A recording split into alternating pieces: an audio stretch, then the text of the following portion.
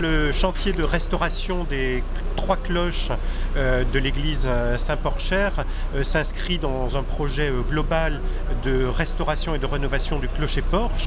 Donc c'est en quelque sorte un aboutissement. Et c'est aussi une façon de montrer l'importance que la ville attache à la préservation du patrimoine campanaire, qui est assez rare.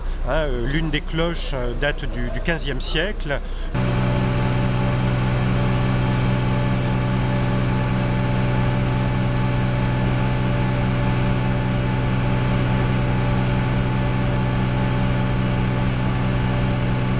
La messe de bénédiction a drainé beaucoup de personnes, beaucoup plus que d'habitude, puisque nous avons ouvert la tribune, ce qui ne se fait qu'à Noël, et beaucoup de gens sont restés aux visites guidées de l'après-midi, justement pour apprendre l'histoire de ces cloches.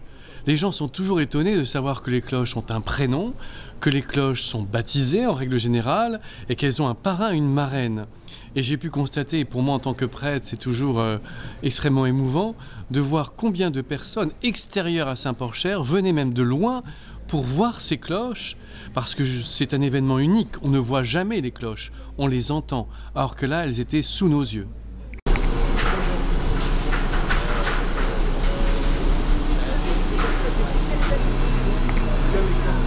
Chacune, sauf exception, ont un nom. La première, la plus ancienne, 1451, s'appelle la cloche Anne.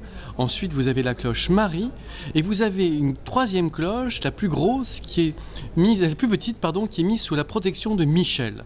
On ne sait pas si c'est son nom, mais en tout cas, voilà, on pourrait dire qu'on a les cloches Anne, Marie et Michel. Les travaux vont durer encore quelques mois, puisque la réfection des cloches est une partie du gros projet de Saint-Porcher.